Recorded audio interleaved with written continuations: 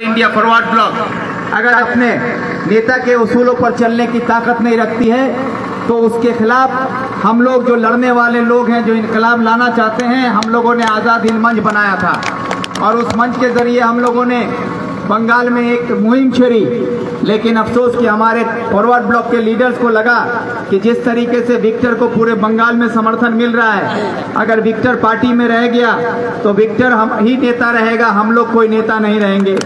इसलिए उन लोगों ने एक साजिश रची और सोशल मीडिया के जरिए, व्हाट्सएप के जरिए मुझे पार्टी से सस्पेंड कर दिया गया और ये खबर अखबारों में छपवा दी गई।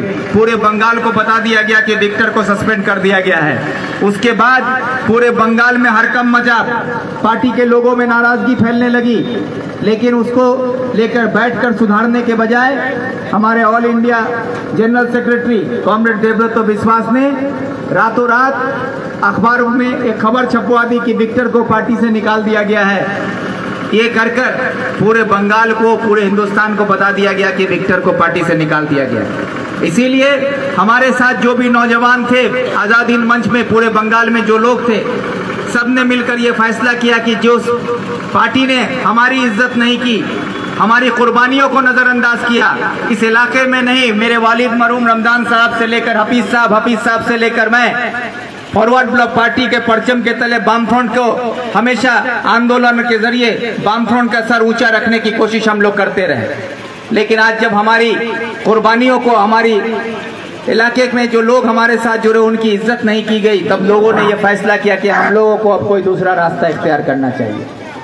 तो इसलिए सबकी रजामंदी से, इलाके के हालात को देखते हुए और हिंदुस्तान की सियासत को देखते हुए कि आज एक तरफ फिरका परस्त ताकत जो सर उठा रही है, हम लोगों को जात पात और हिंदू मुस्लिम के नाम पर, भाषा के नाम पर तोड़ा जा रहा है। हिंदुस्तान का जो पब्लिक सेक्टर है, पब्लिक की संपत्ति है, उसको बर्बाद किया जा रहा है, तमाम संपत्तियों को बेच दिया जा रहा है। उसको बचाने के लिए, देश के संविधान को बचाने के लिए आज जो लड़ाई चल रही है देश में, और राहुल गांधी के लीडरशिप में भारत जोड़ो यात्रा जो पिछले 1.5 महीने से पूरे हिंदुस्तान के सड़कों पर उतर चुकी है, आप लोग देख रहे होंगे कि जिस मेन स्ट्रीम मीडिया, आज कोई भी नेशनल चैनल राहुल गांधी के भारत जोड़ो यात्रा को कवर नहीं कर रहा है उस तरीके से जिस तरह से उसको कवरेज मिलनी चाहिए थी। लेकिन सोशल मीडिया और करोड़ों लोगों के हाथों में जो मोबाइल फोन है, आज पूरे हिंदुस्तान को दिखा रहा है कि देखो कि भारत जोड़ो यात्रा जो है आज हिंदुस्तान को जोड़ने के लिए सड़कों पर उतरा हुआ है। यहाँ तक कि जहाँ जहाँ बीजेपी की हुकूमत है, उस राज्य में भी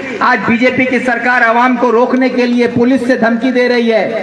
गांव-गांव में जाकर, सड़कों पर उतरकर बीजेपी के लोगों को डरा रहे हैं, धमका रहे हैं। उसके बावजूद लाखों लोग राहुल गांधी के पीछे यात्रा में उतर कर आ रहे हैं। इसलिए मैं आप लोगों से भी ये अपील करता हूँ कि ये कांग्रेस पार्टी हिंदुस्तान को जोड़ने का काम कर रही है और आज हम सबको इस यात्रा के साथ जुड़ते हुए कांग्रेस के साथ जुड़ने की जरूरत है। जिस तरह बीजेपी एक फिरका परस्त ताकत हिंदुस्तान को लूट रही है, उसी तरह मगरबी बंगाल में ममता बनर्जी की सरकार हम बंगाल के अवाम को लूट रही है, यहाँ के किसान को लूट रही है, यहाँ के नौजवानों को लूट रही है, यहाँ के पढ़े लिखे रोजगार की तलाश में घूम रहे लोगों को लूट रही है। उनसे बचाने के लिए हम सबको कांग्रेस का दामन थामने की जरूरत है। इसलिए आप लोगों के पास मैं ये अपील लेकर आया हूं कि आपको डरने की जरूरत नहीं है। जो खुद गलत है उनसे डरने की जरूरत नहीं है। तृणमूल गलत है और गलत से अगर आप डरते हैं तो ये सबसे बड़ी गलती आप करते हैं। इसलिए आपको घबराने की जरूरत नहीं कि किसकी हुकूमत है, कौन यहाँ का नेता है, कौन यहाँ का प्रधान है, कौन यहाँ का मुखिया है, उससे घबराने की जरूरत नहीं। आवाम से बड़ा कोई ताकत नहीं है और आप ही हैं जो यहाँ की सरकार भी बनाते हैं, राज्य की सरकार भी बनाते हैं, दिल्ली की सरकार भी बनाते हैं।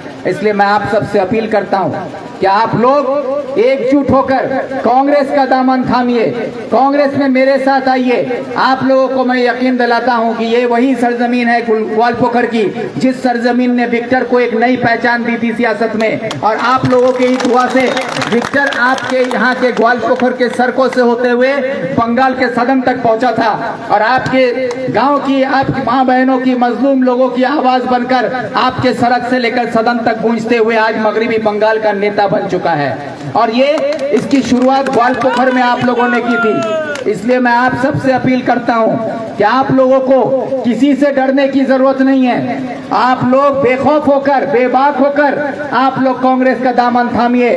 आपके साथ मैं हूं, आपके साथ पूरा ग्वालपोखर है, पूरा उत्तर दिनाजपुर रहेगा।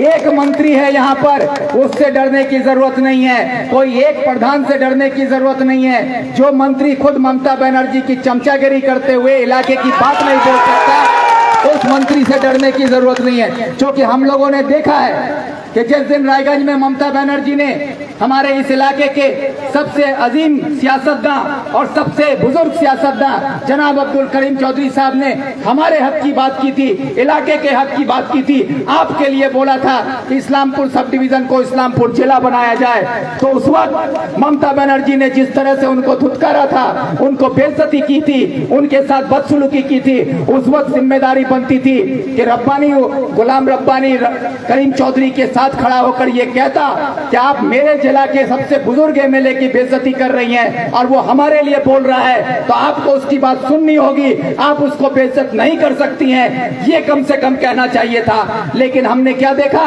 कि रब्बानी साहब ने वहां पर चमचागिरी करते हुए, तलवा चाटते हुए ये कहा था कि आपनर मतन तो मुख्यमंत्री है ना, ये कहा था। तो ऐसे जो ममता बनर्जी के सामने आपके हक की बात बोलने को तैयार नहीं हो, जो ममता बनर्जी के सामने आपकी आवाज बन के खड़ा नहीं हो सकता, जो हुकूमत में है और हुकूमत में रहते हुए वो आपके लिए बोलने से डरता हो, तो ऐसे डरपोक और बेकार रहनुमा को चुनकर आप लोगों ने गलती की है और इस गलती को सुधारने के लिए शुरुआत पंचायत से करनी होगी।